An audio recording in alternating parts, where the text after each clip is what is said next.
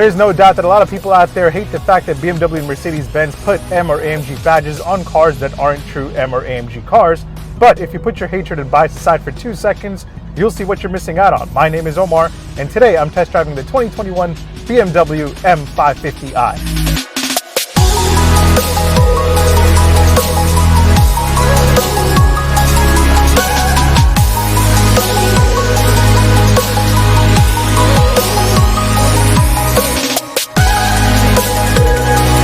Now, the BMW M5 is an outstanding sports sedan. I consider it to be one of the best high-performance cars that you can buy at the current moment. It's powered by an outstanding 4.4-liter twin-turbo V8 pumping out 600 horsepower, and it will go from 0 to 60 in an officially quoted time of 3.2 seconds. But just like with most BMWs, the M5 is probably quicker than BMW really says it is. Some have hit 0 to 60 in less than 3 seconds with the M5 competition, which is absolutely insane. Now, the last time that I was in an M5, it was the 2018 model year, and as far as I can recall, it was one of the best weeks that I ever had testing a car, but it was also one that wasn't as comfortable. The BMW M5 and the M5 competition are pretty rough as daily drivers, and unless you're going to track them, I don't see a reason to buy one. And that's where the M550i comes in. This thing will give you the daily luxurious comforts of the 5 Series, and it will give you all the power that you'll need when you want it. Now, in no way am I saying that this thing is better than the M5 when it comes to performance, so don't go crazy in the comments. What I am saying is that this is better than the M5 in terms of a comfortable daily driver that will also give you the closest feeling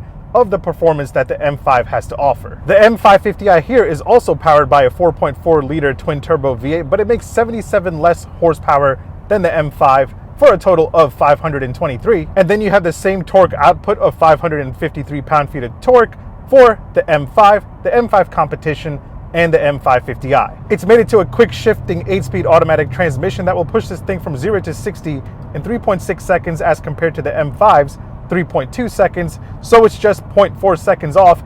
And that's something that a lot of you will probably never notice. Now, of course, performance isn't all about 0 to 60 times, but don't worry because the M550i also handles really well. Yes, of course, it's not as precise as an M5, but for the everyday roads and your everyday drive, this thing is really impressive, and it definitely handles a lot better than the Audi S6 and the Mercedes-AMG E53. Again, unless you're somebody that's going to go to the track, the M550i's handling is more than enough for your everyday performance needs. Being that the M5 is a true driver's car, you have the option to configure almost every aspect of the car, including the engine, the chassis, the steering, the brakes, and you could turn the all-wheel drive system on and off. In the M550i, on the other hand, you just kind of get in and go. You have a normal xDrive system, and then when it comes to your drive modes, you have Eco, Pro, Sport, Comfort, and Adaptive. Once you get into Sport, you have Sport Plus for your most extreme driving experience, and then you have Sport Individual, where you can go in and configure a couple of items. Yes, it's not as customizable as the M5, but I would really love to do a survey and talk to M5 owners and see who actually sits there and makes all those customizations. Again, in Sports Plus mode, this thing is really exhilarating to drive. Everything is maxed out.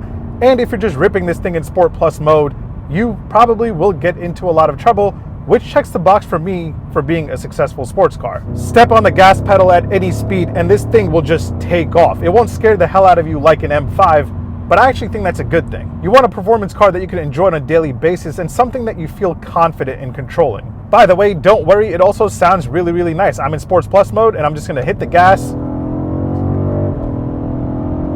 Of course, there's fake engine noise being pumped into the cabin, but everybody does that these days, so I'm not complaining. It really sounds really good. All that said, there's something that the M550i does much better than the M5, and that is comfort. When you're in comfort mode, you can just go for a cruise and you will feel virtually no performance theatrics that this thing is capable of. It will go over bumps and imperfections on the road with a lot of ease, and you can just kick back and relax in this otherwise very comfortable interior. Speaking of the interior, let's talk about it. It's really nice in here. The M5 has those sporty bucket seats that look cool, but they also take up a lot of room. The seats on my test model are just the regular 5 Series seats, and they are heated as standard. I also have a heated steering wheel, which will cost you an extra $350, but I feel like it should be standard, and I also think ventilated seats should be standard here as well. I also have heated rear seats for an extra $350, and again, I feel like you have more legroom in this one, since you don't have those giant sport bucket seats. My test model also has the executive package for $2,150, and that will give you rear sunshades with manual side shades and an automatic shade in the back that you can control from the front. You also get ceramic controls, which I think is a little gimmicky. You also get a heads-up display. You get a wireless charger, and you can do gesture controls so you can control things with your fingers. I also have the Driving Assistant Plus package for $1,700, and that gives you extended traffic assistance so you can virtually take your hands off the steering wheel, and this thing will just control everything. By the way, I just noticed that the system will also change lanes for you automatically. You just indicate halfway to the lane you want to switch to. You'll see the arrows. It'll switch the lanes for you and put you right back in the middle and remind you to keep your hands on the steering wheel. It's definitely one of the best autonomous adaptive cruise control driving systems out there. My test car here also has the parking assistance package, so this thing will virtually park itself.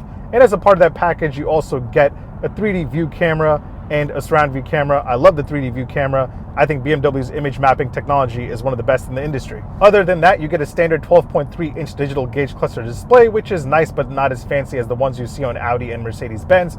You also get a giant 12.3-inch touchscreen display in the middle, which has the iDrive 7.0 infotainment system, standard with navigation and wireless Apple CarPlay and wireless Android Auto. Now, I've gone through iDrive 7.0 so many times before, so I'll link some of my other BMW reviews in the description below. So if you want a deeper dive, you can check those out. But one of the coolest things to me is still the voice assistant, and you can ask her to do stuff for you like, "Hey BMW, I'm stressed out. I have activated the relaxation program.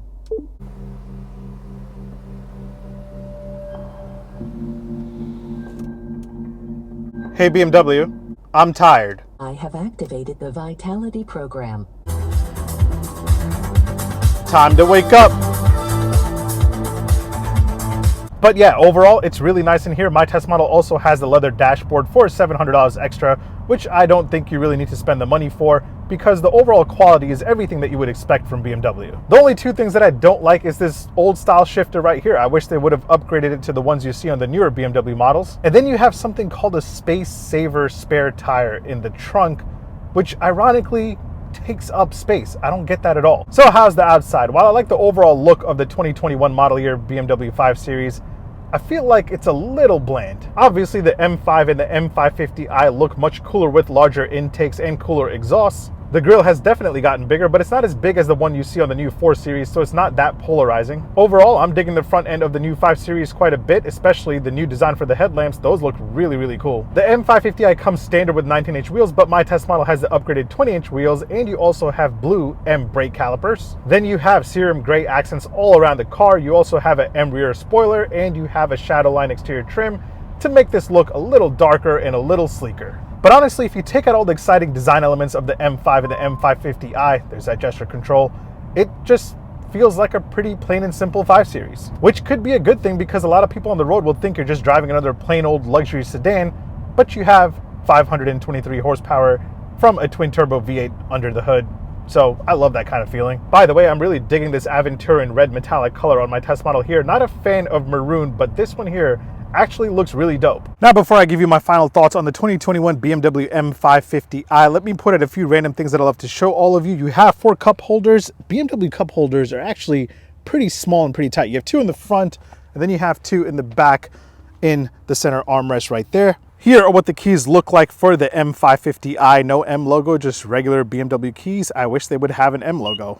Door open and close sound from the outside. By the way, you don't have soft closed doors on a $93,000 BMW. Find that kind of odd from the outside and from the inside. Pretty solid. When it comes to charging, you get a wireless charger as a part of a package right there, and then you have a standard USB port right here. You also have a USB-C port right here under the armrest, and rear passengers also get 2 USB-C ports right there to charge their devices. Let's do a quick indicator and horn sound test here on the 2021 BMW M550i. Indicator first. Same old BMW indicator, and now for the horn sound. Pretty solid. Just like I expected.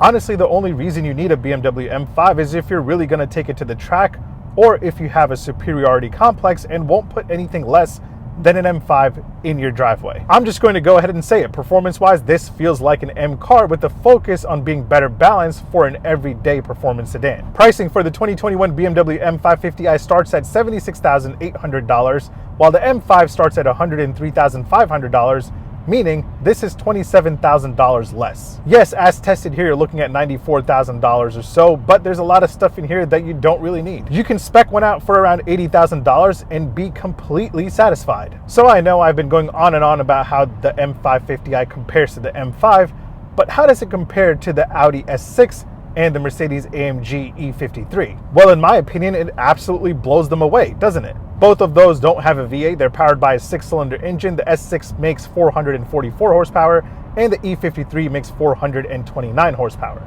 And both of those will do 0 to 60 in the mid 4-second range. Yes, the M550i cost about $3,000 more than both of those, but you get a twin turbo V8 and a sub 4-second car, which is really unbeatable. If you're in the market for a sports sedan that you can live with on a daily basis, the M550i is the best option out there. For everybody else whining about how this isn't a true M car, you're right, but go drive one. And then we'll talk, because a lot of you out there love commenting without actually driving the car that you're hating on. And believe me, I practice what I preach. If I had around $105,000 to spend on a car and I had the choice of an M5 or an M550i, I would go for the M550i hands down. Either way, thanks for watching. Make sure you hit subscribe, make sure you hit like, make sure you follow me on Instagram and on TikTok. My handle is @OmarDrives.